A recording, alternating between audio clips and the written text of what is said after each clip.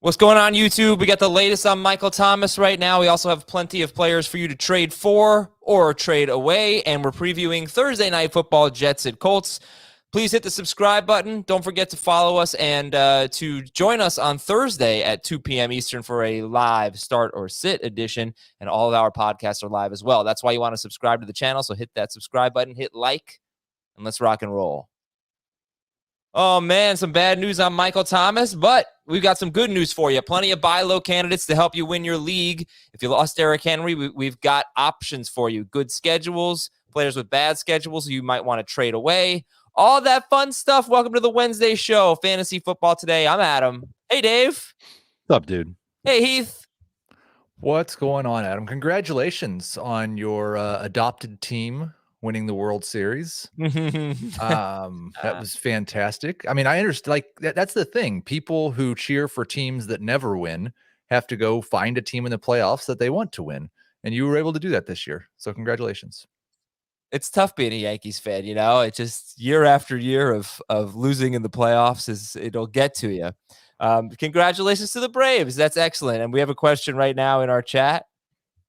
What happened with Michael Thomas? Well, this just in. We're recording at 8:40, and at about 8:38, we saw that Michael Thomas has a new issue with his ankle, and there's no timetable for his return. So it's time to drop him, Dave, if you don't have an IR spot. Yeah, you've got to consider the possibility that he's not going to play this year. It depends on how badly you need that roster spot for someone else. I just got a tweet from someone saying, David Montgomery's on my waiver wire. Should I swap out Michael Thomas for David Montgomery? And I said, hell yes, because we think Montgomery's going to be back week 11. We now do not know when Michael Thomas is going to be back. We also don't know how good he'll be when he does come back. Yeah. And this is one of the things that I was worried about drafting Michael Thomas in the first place. This was in the range of outcomes. And there's a greater chance now than it was a week ago or a day ago that he doesn't play at all this season. Hey, Heath, who would you rather have, Adrian Peterson or Michael Thomas? I mean, I'd rather have Michael Thomas, but there are circumstances I could certainly see where I would drop Michael Thomas for Adrian Peterson. I mean, it's not impossible. This is the worst possible thing that could have happened. A setback with an ankle injury. I don't recall any indication that this might be a season ender, but you have to start wondering, like, is he ever going, if he can't play all year, is he ever going to be really Michael Thomas again? It's not like he's young. Mm-hmm. I got another interesting tweet from someone. All they wrote was the AJ Green playbook. And remember how AJ Green had the injury, didn't really want to play for the Bengals. Bengals just let him sit out. That seems more likely to me. Yeah. That might be what's going on now. And that Thomas is going to be a little unfair. A little unfair that I don't want to jump to that conclusion because maybe he's really hurt and I don't want to put that on him. Yeah. Yeah. So let's talk about fantasy here with Taysom Hill. Taysom Hill was, was he the most added quarterback? He was. He's now only 20% rostered at the moment. Adrian Peterson, by the way, 46% rostered. But a lot of leagues are running their waivers on Wednesday night. So we'll see what that number is tomorrow. But Taysom Hill now, let's just assume he's not going to have Michael Thomas, at least for the foreseeable future. Is there much different value now for Taysom Hill? We know he gets a lot of his fantasy points on the ground anyway. Right. And what's the meme? If you think this, then you never understood this in the first place. I think that's the Taysom Hill thing now. Is like, if you think Michael Thomas not coming back or it's Taysom Hill, you never understood Taysom Hill in the first place. Michael Thomas is when he was Michael Thomas was obviously awesome. He wasn't quite himself last year anyway. More importantly, Taysom Hill's passing is not what's going to make him fantasy relevant. You need him to run the ball 10 times a game for 50 yards, score 2 touchdowns one way or another. And I think he can do that without Michael Thomas. So I still expect and again, Taysom Hill hasn't been cleared yet. He hasn't got out of the concussion protocol and he's been there for 3 weeks. So until that happens, it's all kind of a moot point. But I still expect when Taysom Hill starts football games, he will be a top 12 quarterback for the rest of the season. Okay, because he really relied on Michael Thomas last year. So I know that you don't need Taysom Hill's passing numbers, but You need him to be decent, and Michael Thomas had a third of his targets. He relied on Michael Thomas for yards. Michael Thomas didn't score a touchdown last year. That's absolutely None true. of his 4 passing touchdowns went to Michael Thomas. Does this make you less concerned about Alvin Kamara? Because Kamara got hardly any targets until the one game. They went 3-1 with Taysom Hill. And the game they lost, he actually had, I think, 7 catches or something. But before that, does this change anything? Because all the targets were going to Thomas. The thing is, and I think we need to keep this in mind, like when we're making all these drastic changes to expectations because Michael Thomas is not playing. Michael Thomas, it's not like we expected Michael Thomas to play this week. Michael Thomas hasn't played all season. I didn't necessarily think Michael Thomas was coming back next week. We had no timetable for him to return, right? Right, but it's not like he'd been activated to return for 3 weeks, and we had a 3-week window where he was going to play. He was on PUP. He's still on PUP. But there was actually a report a couple weeks ago that he was going to miss like 2 more, or that he wasn't going to come back this week, or sorry. Based on, I think an Ian Rappaport report, I thought maybe next week he could come back. But last night we were talking about Kamara on our Tuesday night stream, and you kind of seemed like you were willing to trade him. I think somebody said Najee Harris or Kamara or something like that. And, I think like guys like Najee Harris and Austin Eckler, who have, I believe, been better than Alvin Kamara so far this season. I don't think it's unreasonable to think they would be better than Alvin Kamara moving forward. Yeah. Okay. But I was concerned about Kamara's catches. If he gets 20 catches. I still am a little bit. Yeah. All right. But less so without Thomas? Yes. Okay. Less so without Thomas. NFL rules on the PUP list. Player has to sit out for the first 6 weeks of the season. That's happened. After that, teams will have a window of 5 weeks to decide whether that player can start practicing. So after week 11, if he's not in that window, he's done for the year. That makes me want to hang on to him by any means possible between now and when week 11 kicks off. And that's like, it's so everything right now is, and especially the waivers as well, so dependent on where you are in your league right now. Because for some teams, week 11 might be like, don't check waivers anymore time if they don't start winning right now. For some teams, week 11 is just the start of when it might start mattering again because you've already won so many games. So like, if you can't hold Michael Thomas on a roster spot with no IR, if you're sitting there at 3 and 5. Yeah. Well, it depends on your situation. You can try to. Depends on who's out there. But if there's an able-bodied person who can help you win now or potentially win next week, and they're sitting there, and the only guy you can seemingly drop is Thomas, then you're dropping Thomas. Okay. That is your Michael Thomas update. Sorry for the bad news. Hey, let's make it a little more positive here. Let's talk about some buy lows. Let's just throw out some names here, and then we'll have an open discussion about it. But give me however many you want, 2, 3, whatever. Players that you might actively be looking to buy low on. Dave, why don't you start? The quarterback that I recommended buying low on yesterday was Justin Herbert. So I'll say that again. The last 2 weeks have been ugly for him. I don't expect it to continue. We know what the upside is with him. We know he's got good receivers. And we know he's got a running back that'll catch the ball out of the backfield. He's also on a team that likes to throw the ball. So there's plenty to like about Justin Herbert, and his value has tanked quite a bit. If you've got Jalen Hurts and you're nervous about him, if you're want to put a Band-Aid on a better than a Band-Aid, I should say, on the Russell Wilson situation, if you've been streaming for whatever reason, go get Herbert. That's an upgrade. Okay. It's not an upgrade. Hold on. I don't know if he's an upgrade over Russell Wilson rest of season, but we think Russ is going to be back soon, but probably after their bye. So maybe if you've got Russ, you just wait a week and you don't chase Justin Herbert. Well, and with Hurts, like he's an upgrade in stability because there's not concern there. But if Jalen Hurts and Justin Herbert both play the rest of the season, I don't think Herbert's a fantasy upgrade over Hurts. Oh, here we go. Well, Hurts has obviously been a lot better in fantasy than in real life. Okay, he's been a good fantasy option, and he's actually outscored Justin Herbert so far. He's played an extra even after last week, right? Yeah, they're tied in points per game. Well, it depends what scoring you look at, but they're basically even in points per game. Sure, I bet Hurts is higher in 4-point. Yeah, that doesn't surprise me. Yeah, in 6 point, actually, Herbert's ahead by half a point. Well, but I think another angle is you've got Tom Brady or something like that, and you lost Derrick Henry, or you need a running back.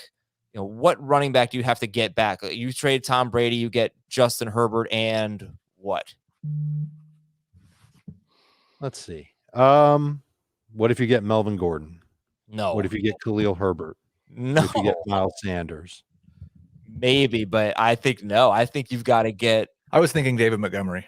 Yeah, something like that. Like you've got. I would not give Herbert and Montgomery for Brady. You wouldn't, but that's because you're saying to buy low on Herbert. But for all the people that are panicking over Herbert because he had 2 bad games in a row, would they give up? Would you give up Cordarrelle, or would Cordarrelle Patterson get it done? Would you say I'll give up Brady for Herbert and Patterson? Is that a fair trade? Oh, I would give up Brady for Herbert and Patterson. Yes, in a heartbeat, I would do that. Okay. I don't know why it took me so long to process that in my brain. It's a pretty big difference between Herbert and Brady right now. Yeah, I think Brady is an elite fantasy quarterback, and Herbert is a low-end number 1. All right. Heath, give me a buy low. Herbert or Rodgers rest of the season? Rodgers. Herbert for me. Because Rodgers hasn't been a top 12 quarterback this year. Oh, yes, he has.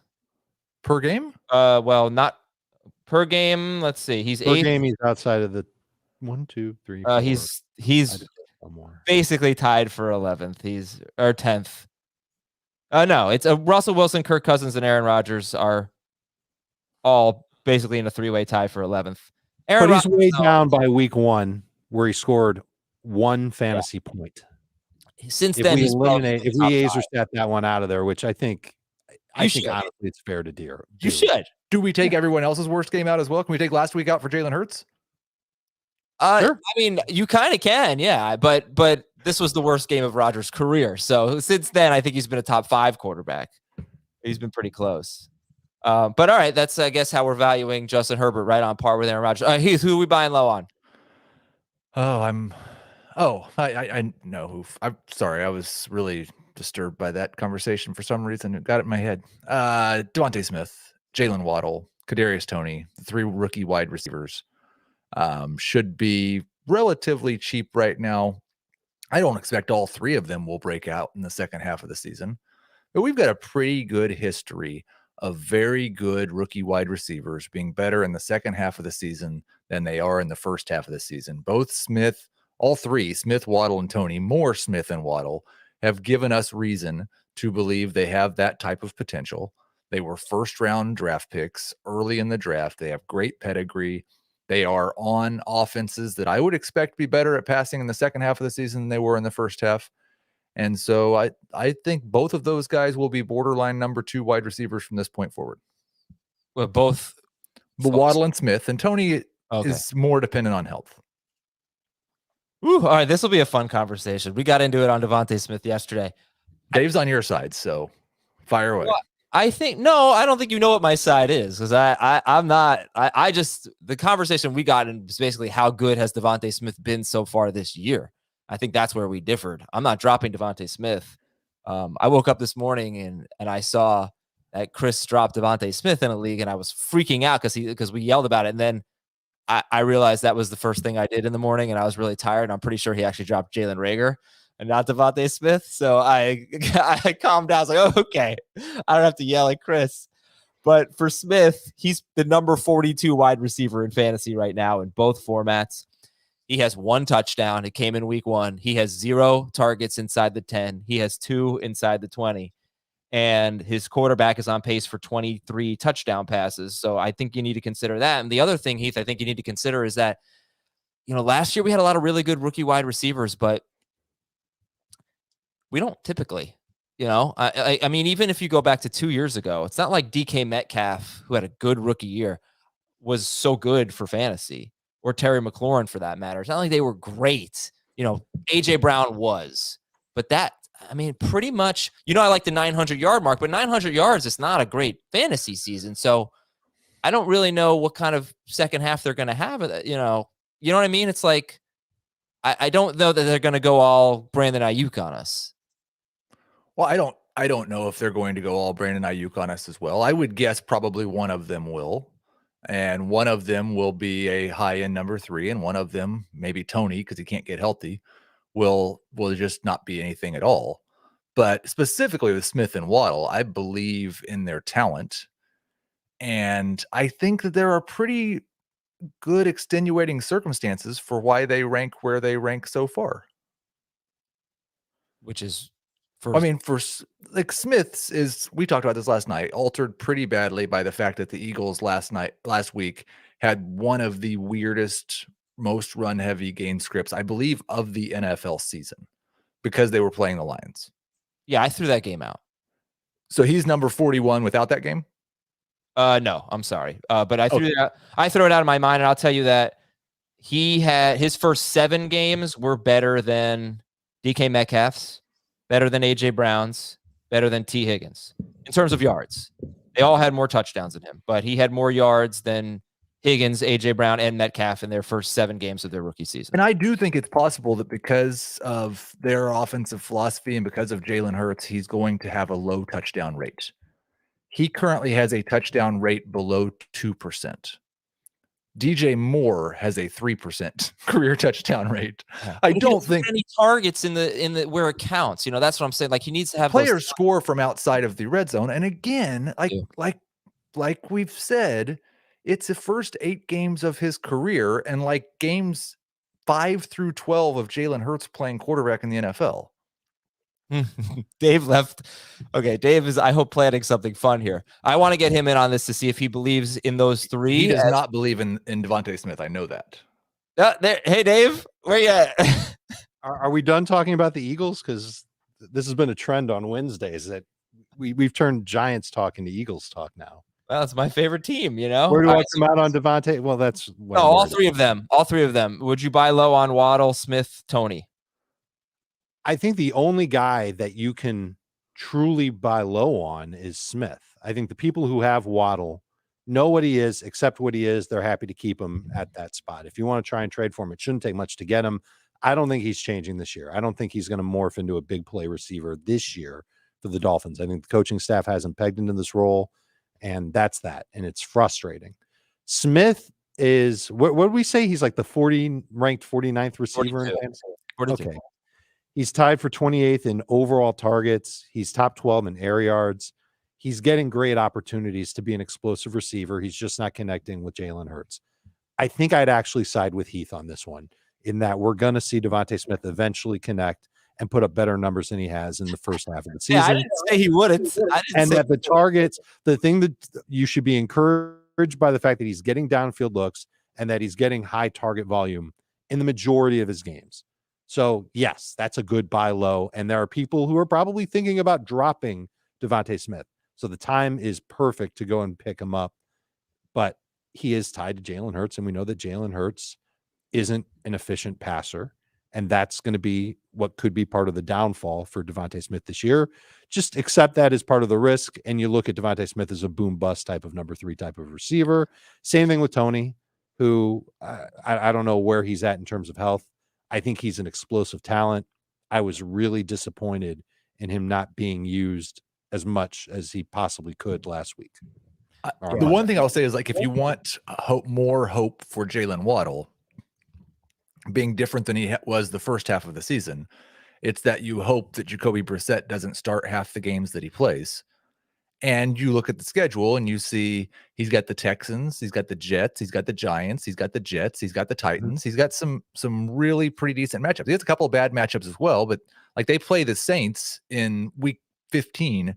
I don't think we're going to get Lattimore covering Jalen Waddle. It's probably going to be on Devontae Parker. I'd be surprised by that. And, you know, the Jets and the Jets don't give up a lot of points to wide receivers, and I don't think the Texans do either. But the difference for the Dolphins is that they don't run the ball. I mean, they can't really run the ball that well. So they're not going to be one of those teams that builds a big lead and then just like runs out the clock. That's just not their style. So I think that benefits Waddle against these matchups against teams like the Jets, who can't cover anyone, but they don't give up a ton of fantasy points to wide receivers because teams are always running on them. As far as Toney goes, who's a better buy low? Kenny Golladay or Kadarius Toney? And Sterling Shepard, by the way, is going to be out a little while with a quad strain, and they have the Raiders and then a bye. So keep that in mind. But who's a better buy low? Who's the best wide receiver for the Giants rest of season? I'm gonna bet on Toney staying healthier than Galladay. I mean, the answer is whichever one of them can play the rest of the games. I mean, we don't know that. But I would say Toney. I obviously agree, and I also think that you should just wait a week, because if Galladay doesn't come back going into the bye, people are going to cut him, and if Toney doesn't have, he's already like 50% rostered. He's 57% it's going to go even rostered. more. So he's not even a buy low. He's a grab off the waiver wire and stash type of receiver. And I think Toney could be in the same box. He is 63% rostered for Kadarius Toney. I don't know what it'll be tomorrow. What's going to go down? They're not buy lows. They're wait for them to be cuts. Well, they've been cut. All right. So, and they are buy lows in a lot of leagues because, they're not available in any of my leagues. I don't think so. Maybe a 10-team league or any of your leagues. But all right, I got two more here. Tell me what you think. Nick Chubb coming off a bad game, but still no Kareem Hunt. Kareem Hunt has 3 touchdowns inside the 5-yard line. I'm thinking those are more likely to go to Chubb than Dearness Johnson for the foreseeable future. Buy low on Chubb. Well, but we just had Johnson get a 10-yard run. Yes, he had 4 carries, though. He had 4 carries, and Chubb had 16. I'm just playing devil's advocate more than anything else. I'm thinking that Chubb is too popular of a running back for him to be, for fantasy managers to just give up on him. Yeah, I think you're going to have to give up something pretty good to get Chubb. Oh, for Deebo Samuel or Nick Chubb? I think it's worth it. In PPR, I think I'd much rather have Samuel. In a non-PPR, yeah, I think that's probably close to a fair deal, believe it or not. Yeah. Well, I think I'd take Chubb and non. But what about half? I might lean Samuel. I'd probably Chubb is just a catch per game. Yeah. And if he doesn't score, what is he? Could be 100 yards. But I think we got to talk about Deebo because he's the number 2 wide receiver in fantasy. And to me, the Trey Lance thing is pretty big. It was his worst game, I'm pretty sure. The one game that Trey Lance started, I think he had like 56 yards. I just don't know. I don't know that we're going to see Trey Lance soon. Yeah, I don't either. But a couple weeks ago, Kyle Shanahan was just pissed off about Jimmy Garoppolo and barely committed to him. So I don't know. One bad game and you don't know. And then, guys, we haven't talked about the Chiefs. Mahomes, Kelsey in particular, Clyde. Are we believing in the Chiefs offense? Do they just fix it, Heath? I mean, if someone is selling low on Patrick Mahomes or Travis Kelsey, then yes, you should buy low on them.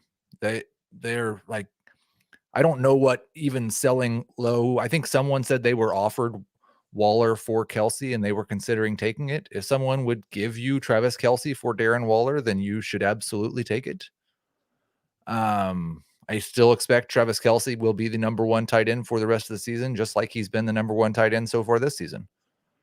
And I think Mahomes is a top 3 quarterback. So yes, buy low on both of them. They're not, the thing is, like, will they fix it? They're top 5 and number 1 at their position right now with the way things have gone. But why just ignore the trends here that they're struggling right now, This is the same thing that we got into last night, and I think we've talked about it a lot more this year.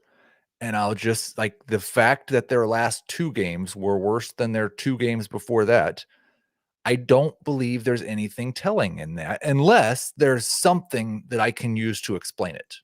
Like, 2 games ago, this thing happened, and that is why they are bad now. I don't look. Well, the thing is with Mahomes is he's thrown 10 interceptions, so that's hurting his value, obviously, and that's a season-long thing. Yes, and I don't think that he's going to continue to throw interceptions at that same rate. Yeah. All right. So we generally feel pretty good about the Chiefs. I'm not concerned. I mean, I don't think they're going to win the Super Bowl like I did at the beginning of the year. Team-wise, I don't feel good about the Chiefs, but for fantasy, yes, I still think the Chiefs are going to be awesome. It just does seem like teams are doing a better job taking away the big plays this year. That is just lately anyway. I mean, they're struggling in that aspect. And I know teams have always tried to do that. It's not like this is the first year that they've played 2 deep safeties, but they're having more success this season. All right. Okay. So So getting Mahomes to make more mistakes. yeah. And I like, haven't watched quite as closely, but I think he's leaving pockets a little too early. I think he's trying to do a callback, and this isn't a flex, but Marv Levy used to be really frustrated with Mike Martz when Martz was the offensive coordinator with the Bears, and he would say that he's too cavalier when it comes to his playing, and it bled into what Jay Cutler did. And I wonder if that's what's happening now, is that Mahomes is just way too lax, and he's trying to make things happen and force things. And I think that's he's what's pressing. creating turnovers. maybe more than lax. But yeah, I also think if you go back and watch all of the Patrick Mahomes interceptions this year, I believe at least half and maybe more of half of them hit a receiver's hands before a defender caught them. Yeah, a little unlucky there for sure. Yes. All right. Well, we are going to help you with DFS with our Fantasy Football Today DFS podcast. That's Frank Stanfield, Mike McClure, and Sia Najad giving you cash and GPP analysis. Episodes are on Tuesdays and Thursdays. You're going to get pricing and matchups and all those things. So listen to the Fantasy Football Today DFS podcast wherever you listen to FFT. And Grammarly. I got to tell you about Grammarly. Okay, I've told you about Grammarly before. This is an awesome, awesome website and service that's going to help you with your writing. And Dave and Heath, they write all the time, and they know that editing takes forever. It is so annoying. Stop wasting time with editing and let Grammarly just do it for you. What you want is Grammarly Premium, okay? It saves me a lot of time and the rare occasions that I write, but I do write sometimes, and, it doesn't have to be an article. It could be, a letter or if you're in school, that could be great. If you're at work and you're giving a presentation, Grammarly will help you. And if you want to save a little money on Grammarly Premium, you go to grammarly.com/FFT and get 20% off Grammarly Premium. That is GRAMMARLY.com/FFT. So what is Grammarly? You write something, either write in Grammarly or you can upload a document there. It's going to look at the document. It's going to give you some suggestions. It's going to make your vocabulary better. Obviously, it's going to fix your grammar, or it wouldn't be called Grammarly, but it's really going to help you communicate your message better, shorter, more concise, more powerful communication through Grammarly. And yeah, just the better vocabulary. You don't have to go searching for synonyms anymore. So this is all really, really helpful. And you can streamline your workload with seamless integration into Microsoft Office or your internet browser or your phone and more. And I really like it. I think it's great. It's almost shockingly helpful. You didn't realize how much better your writing and your communication could be until you use Grammarly Premium. So again, if you want to save editing time and write more confidently, do that with Grammarly Premium. Get 20% off Grammarly Premium by signing up at grammarly.com/FFT. That is 20% off, GRAMMARLY.com/FFT. Well, I got a lot of, man, we're 30 minutes in. We haven't even talked about a sell high. Let me go through the news and notes real quick here. So you heard the Michael Thomas news at the top of the show. You probably know by now that the Raiders released Henry Ruggs. He was charged with DUI resulting in death. He is off the Raiders. Dave, is this a big boost for any particular wide receiver? Is it a problem for Derek Carr? And I always hate to talk about the fantasy angles of this. It was a sickening story. It's terrible. Feel horrible for everyone involved. But I know people have questions. I know we got a lot of them last night during our live stream, so I'm going to address it. Dave, the fantasy impact for the Raiders. I think this opens the door for Bryan Edwards to finally have a chance to be a regular contributor in the offense. Not that he's as fast as Henry Ruggs, and not having a fast receiver in that offense, that could change things quite a bit. I wonder if they make a move for Deshaun Jackson, for example, to try and just take the top off of defenses. That's a move that makes a lot of sense to me. And ultimately, I think Edwards will see more target share. We've seen now in the past few weeks, 4, 6, 4, 4 targets. I bet that becomes the floor for him on a game-to-game basis, and the ceiling gets into the 6, 7, 8 range. Waller's going to come back.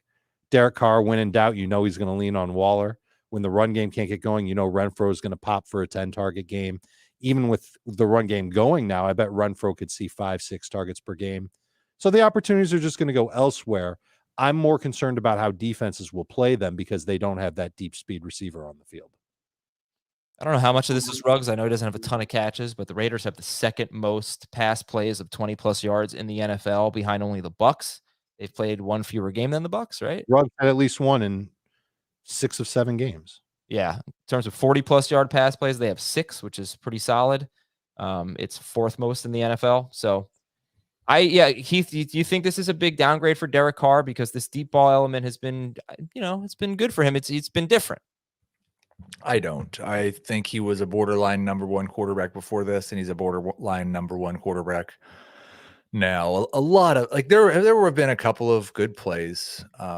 But a lot of those deep plays that we've seen have also just been because the defense was so focused on everything going on in front of them, and there were just guys wide open. So I think we'll see Zay Jones do that a little bit. We might see Deshaun Jackson do that for him. Bryan Edwards can certainly get behind the defense on occasion.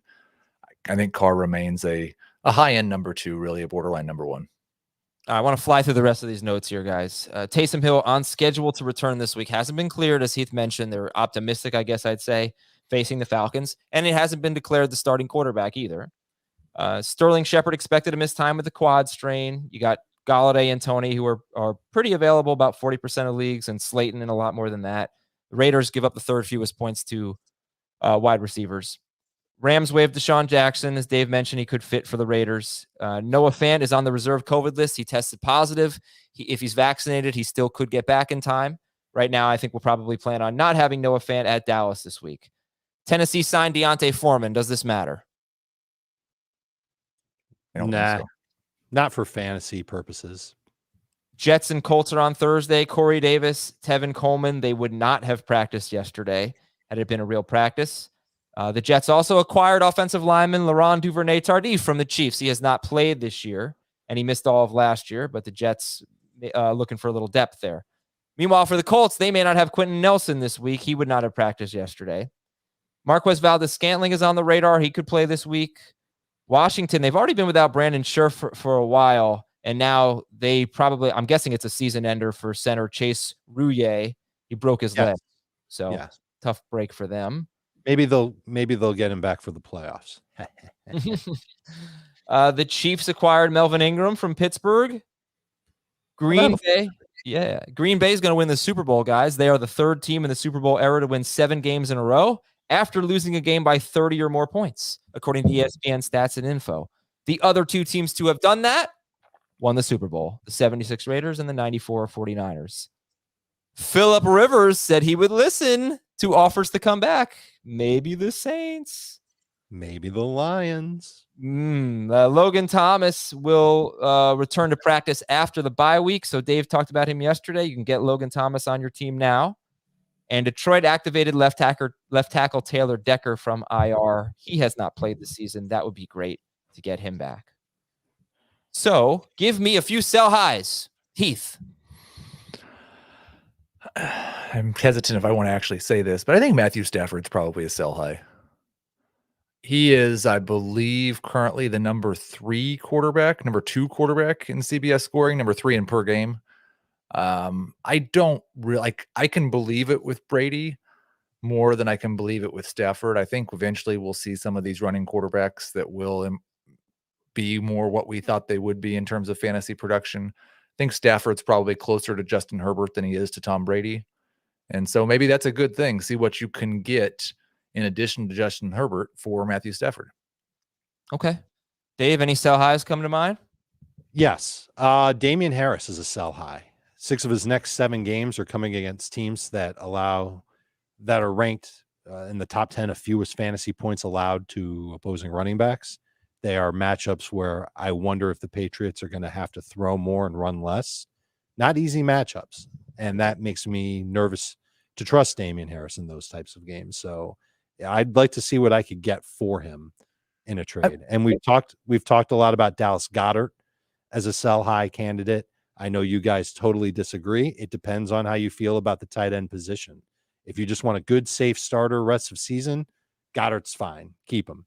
But I think a lot of people would like to have a tight end like that on their fantasy teams, and they might even overpay for them. And so Goddard is someone who it's good fantasy production. 2 games without Zach Ertz so far, double digits in PPR, 7 points in non-PPR. That's fine. But if you need help elsewhere on your team and you can pick up another tight end off the waiver wire, maybe someone like Pat Fryermuth, then I would see what you could get for Goddard. And if you can get someone to bite hard for him, you should trade him. I have one question on each player. And I don't know the answer to the first one. I don't know the answer to either of them. But with Damien Harris, I kind of think in terms of his strength of schedule, it is more about how good the opposing offense is as opposed to how good the opposing run defense is. Yeah, I was thinking the same thing, right? Because it's a game script thing for him. Like they play the Panthers, the Browns, the Falcons, the Titans in their next 4 games. And I think the Panthers and Browns for sure have very good run defenses. I think the other 2 are mostly pretty bad. But like this week at Carolina, is that a bad matchup for Damien Harris because their run defense has been good or they've been good at preventing fantasy points to running backs? Or is it a good matchup because their offense is so bad the Patriots are going to run the ball 25 times anyway? That was what I was thinking. Yeah. I mean, the Panthers are number 1 against running backs, so that's a very tough matchup in that respect. But I don't know. But he also has 2 games against the Bills. He's got a game at the Colts. The Bills games are the 2 on his remaining schedule that would bother me. Yeah. And also, I mean, I think he's probably he's a top 10 running back, at least in non-PPR. I don't know what he is in full PPR. I'm going to check right now. But he scored a touchdown in 4 or 5 straight games, Damien Harris.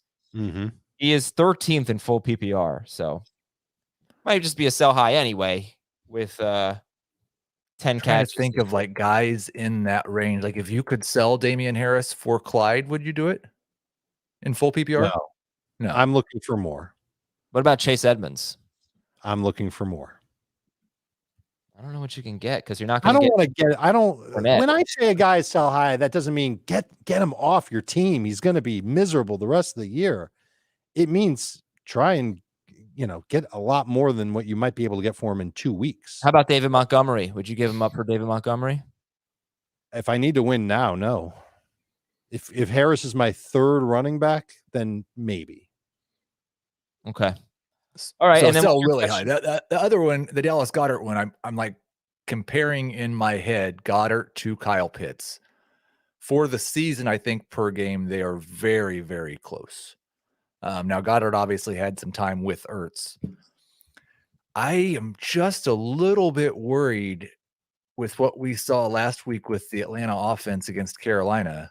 The next 3 games, the number 1 corners for those teams, Lattimore, Diggs, and JC Jackson. I don't know that every team's going to put their number 1 corner on Kyle Pitts, but we've talked so much about how he's playing outside like a wide receiver. And so I'd assume most of those teams are going to treat him like a wide receiver. And if there's no Ridley there, there's no other wide receivers you need to cover. I watched all of it. I watched every route for Pitts. And how often was he double teamed? He was double teamed a lot. I mean, a lot of it was linebacker underneath. And he even said that he got more over the top coverage. But Matt Ryan Matt Ryan said that Kyle Pitts was getting double teamed more than any rookie he had seen since Julio Jones. So he was getting double teamed with Ridley on the field. So I don't know anything's that different. I think he's still going to get a ton of targets. I know Scott Fish had said that Chin had been on him a lot. And then when Chin wasn't, it was usually Gilmore was one of the guys that was on him. So I'm pretty worried about Kyle Pitts without Calvin Ridley. Okay. All right. Well, Dallas, by the way, Pitts is averaging 12.5 PPR points per game. Goddard 10.3. Maybe it's closer in non-PPR. I mean, the overall number, no, Pitts has 484 yards. Goddard is 358. Okay. To speed things up so we can get to the fantasy cops and the game for Thursday night, I'm just going to throw out some names at you. First of all, I have a trivia question for you. I have 3 trivia questions sprinkled into the notes today. Cooper Kupp leads the NFL in targets inside the 10-yard line. He has 10 of them. 2 players are tied with 8 targets inside the 10-yard line. Who are they? Can you name one? Mike Evans? No. Ricky Seals-Jones? No. One is a wide receiver in the NFC North. Adam Him. Thielen. Nope. And one is a wide receiver in the AFC South. Nick Adam. Westbrook-Akina. Michael Pittman and Randall Cobb.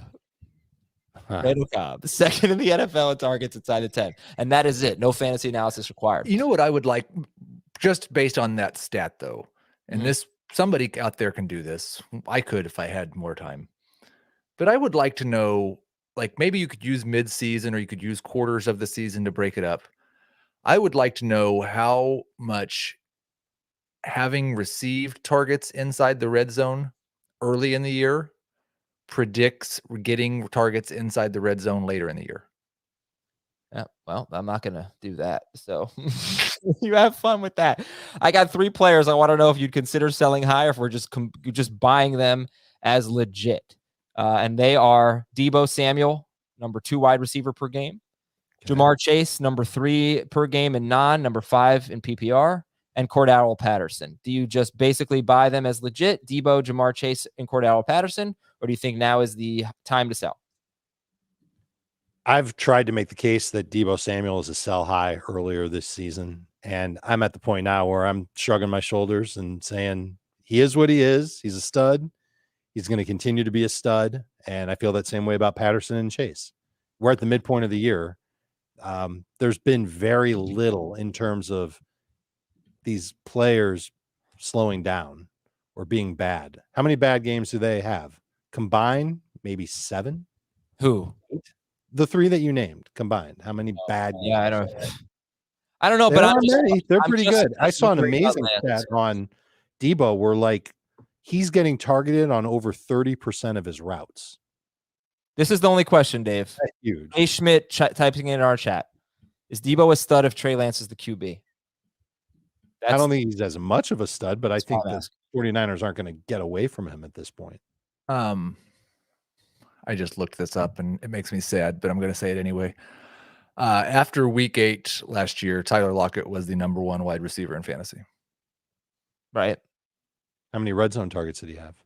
I don't know. I'm talking relative to what Chase and Deebo have done so far this year and how much that guarantees that they will continue to do that in the second half. Yeah. So I remember that last year the Seahawks started losing games, and it might have been losing 1 game that made Pete Carroll go, that's it. I want to run the football more. We're not going to let Russ cook. And they changed the way that their offense operated. And that led to a huge decline, not just for Tyler Lockett, but for DK and for Russell Wilson. Let's put it in context with the 3 players that Adam brought up. Jamar Chase is in a great offense that I think is getting better throwing the football. So I don't think his situation is changing. Cordarrelle Patterson is the biggest part of the Atlanta Falcons offense right now. They're giving him more work. I think he's continuing to improve. But the idea of Trey Lance taking over for Jimmy Garoppolo, it's probably going to happen at some point. I don't think it's going to happen imminently, but it could be a week 12 thing. That's when you could see a change in Deebo Samuel's numbers. So maybe I should amend my statement that Deebo is a sell high, because eventually Trey Lance is going to play, and that will make things a little bit worse for the passing game in San Fran. I would 100% take top 5 wide receiver value, like what they have been for any of these 3 guys. Well, what about Stephon Diggs? Would you trade them for Diggs? I would rather have Diggs than Samuel or Chase rest of season. Okay. Now I want to take a break and then get to the Jets and the Colts, but there's one player I want to bring up specifically for the Derrick Henry manager. And I want to know what you guys think, because it's really hard. His schedule is great. He's involved in the passing game. I think he's the goal line guy right now. But after all, he is Myles Gaskin, and he has not scored a touchdown this year, and he does not have a carry inside the 5-yard line this entire season, but Malcolm Brown leads the team with 4. So that's why I think it's Gaskin. He's had playing time inside the 5. He's had 3 snaps inside the 5 the last 2 weeks. Right. So that's important. He's got Houston. They're 28th against running backs. He's got Baltimore after that. They're 26th, but I think that's pretty deceiving. I think they're pretty good against running backs. They'll get better. Then he has the Jets. They're 32nd. Then he has the Panthers. They're first. Then he has the Giants. They're 25th. But at least for the next 3 weeks, You got Houston and the Jets, and you do have Baltimore. But if you just wanted to, let's just get through the next few weeks and see if we can figure out running backs. Is Myles Gaskin coming off a bad game against Baltimore, which shouldn't be a huge shock? Is he a buy low? Could he, give you 15 PPR fantasy points per game for the next 3 weeks or something like that, just to keep you afloat for now? Myles Gaskin. Yeah, well, it depends. I think yes, if as long as the person who has Myles Gaskin views him as not being where he ranks so far this season, because he ranks 19th in PPR amongst running backs. I think he's probably going to be pretty close to 19th the rest of the year, maybe 15th. Now per game, he might be a little bit worse than that because I don't think the Dolphins haven't had their bye yet. But just like the thing is with you just look at the running backs that are ahead of him. Antonio Gibson, Chase Edmonds, Damien Harris, we just said was a sell high. Melvin Gordon, Kareem Hunt's hurt. James Robinson's hurt. Like, I think he's probably going to be a top 20 running back rest of the way. Okay. I can't say that he'll be a top 20 running back the rest of the way. I don't know how much patience the coaching staff has left in him. We see the explosiveness and the speed that he has. Are they going to rush right back to Malcolm Brown as soon as he's eligible to play? Is Savon Ahmed eventually going to get more work? I've been stashing Ahmed on a couple of deep leagues just in case that happens. And even in the last game or two that the Dolphins have had where Brown hasn't played, Gaskin's ranged anywhere from not bad to bad. So I'm not giving up a whole lot for him. The type of overpay I would make for Myles Gaskin would be Chase Claypool. It would be if I'm really, I would love to turn Dalton Schultz into Myles Gaskin in the PPR league. All right, let me take a break here. Trivia question for you. Which NFC South team is second in the NFL in plays run, like most plays? Behind only Kansas City. Which NFC South team is second in the NFL in plays? I'll tell you right after this on Fantasy Football Today. Well, have you guys figured it out during this long commercial break? NFC South team, second in plays. You've got the Chiefs as first in plays? I do. Oh, not plays per game, just total plays. Yes, 551. Okay, because the reason I was stumped on that is because that's one of the things that I track. Falcons have had a bye, so I don't think it's them. I know who it is. Saints have had a bye. I don't think it's them. I'll say Carolina. No, AFC South. Did I say NFC? You said NFC South. Damn it, AFC South. Oh, now I got to go back and do all my research over. I'll say the Indianapolis Colts. You are incorrect, sir. It is the Heath Titans. Tennessee Titans. Second in plays run. Interesting. Okay, let's go to the Jets and the Colts. Kind of lame. Kind of lame stat of the game. The Jets allow the most fantasy points to running backs, but the fifth fewest fantasy points to wide receivers.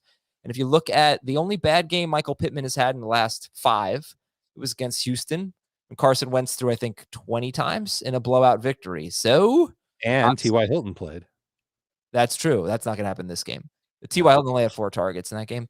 So, yes, Taylor's a must start, obviously.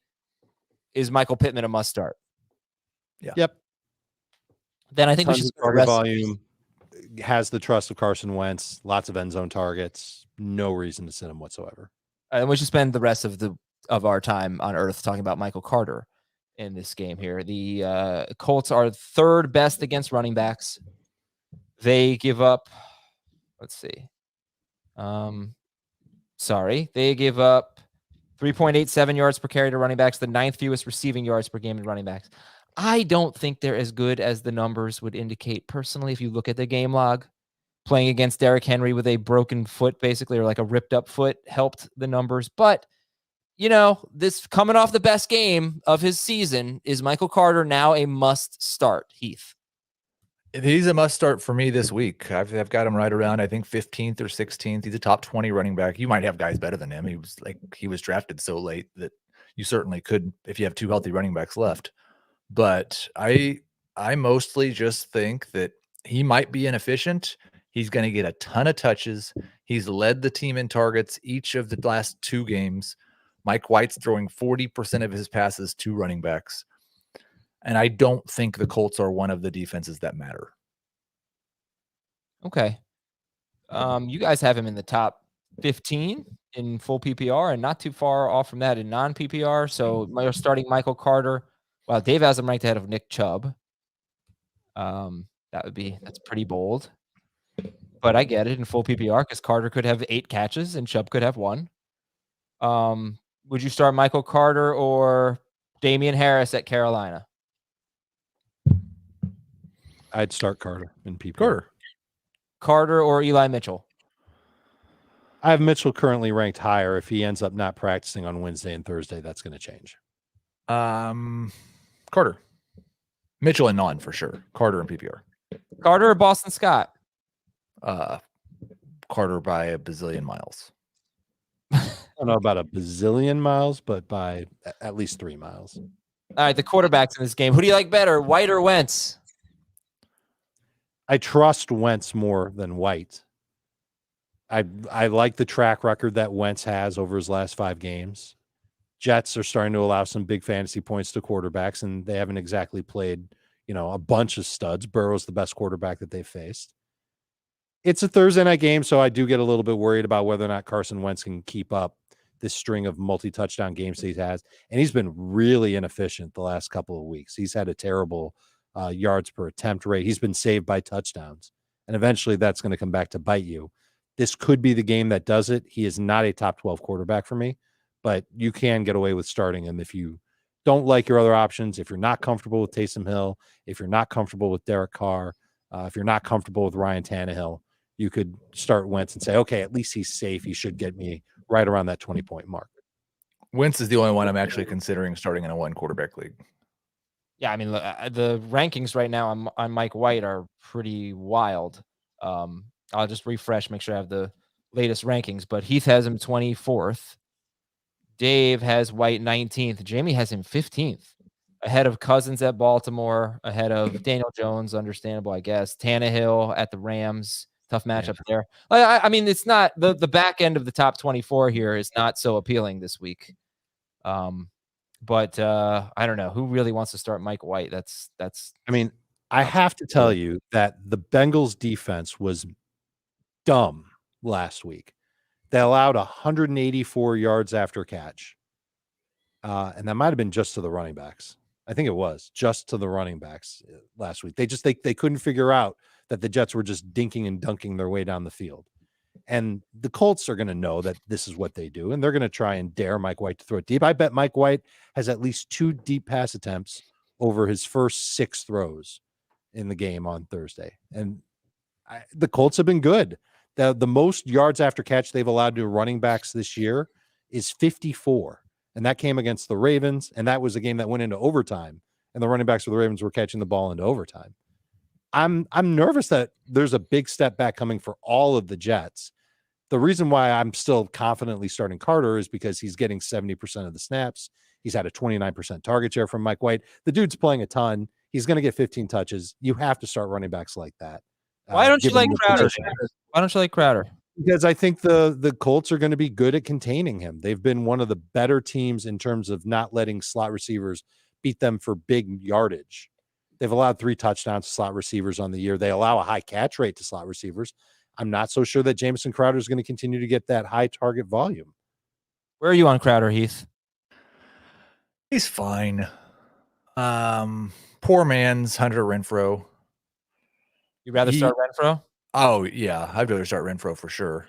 But I think he's fine. If he scores a touchdown, then he's probably going to be a borderline number 2 wide receiver. If he doesn't, then he's going to be a borderline number 3. Would you guys start Crowder or Jerry Jeudy or Cortland Sutton? The Broncos guys. Sutton, for sure. Devontae Parker or Crowder? Parker. Kadarius Toney or Crowder? Is Kadarius playing? I don't know. You have him ranked. Let's see what his practice participation is today. As long as he practices by Thursday, then I'll start Toney. I'll move him ahead of Crowder too. Right now, he's behind Crowder. All right, because the Colts stink against wide receivers, 26th against them, and they've faced some really, really tough wide receivers. They've faced great receivers. The Seahawks, the Rams, the Titans, Marquise Brown, Brandon Cooks, Deebo Samuel, Titans again. They get crushed by these great receivers. I don't think the middle of the field is where you win against this Colts defense. It depends on what you're looking for.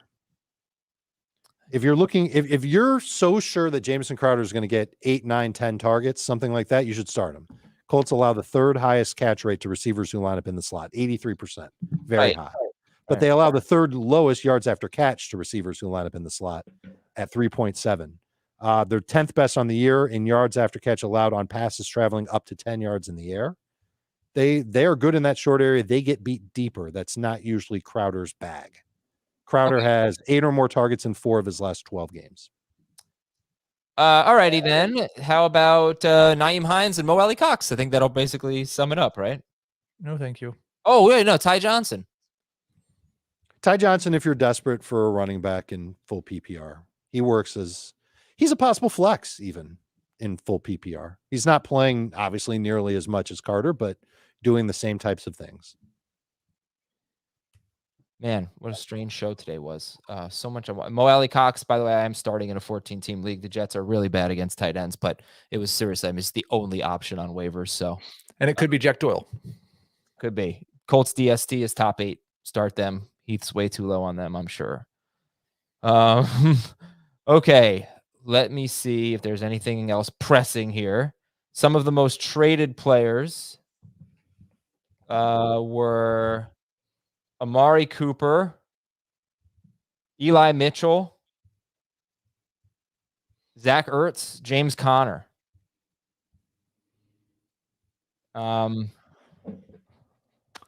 Yeah, so go ahead.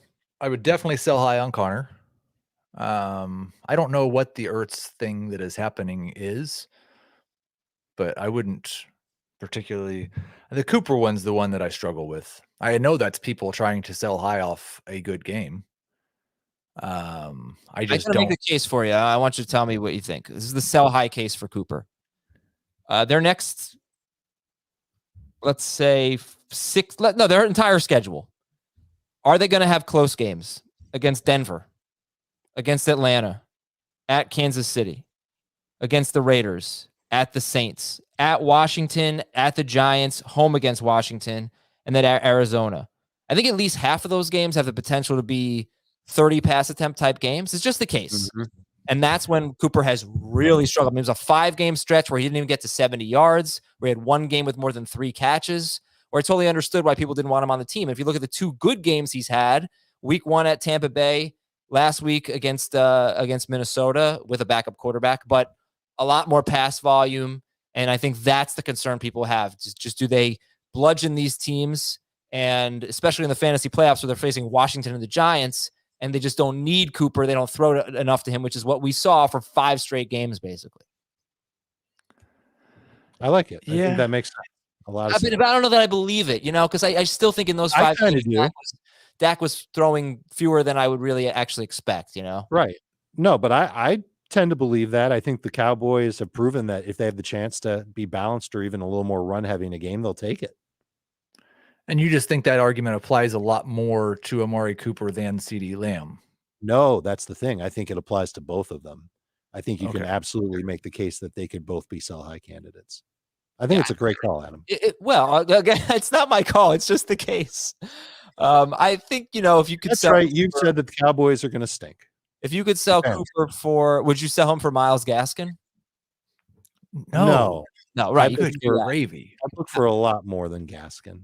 How about, it's so tough with running backs. Like there's just there's the good ones and the bad ones, and there's not much in between. Would you trade him for David Montgomery? Probably. I would trade him for Montgomery and Gaskin. Okay. Would you trade him for Kyle Pitts, Cooper or Pitts? Cooper. If I needed a tight end, I'd make the switch. And then Connor is a similar story. Like his carries and the score are very, very closely related.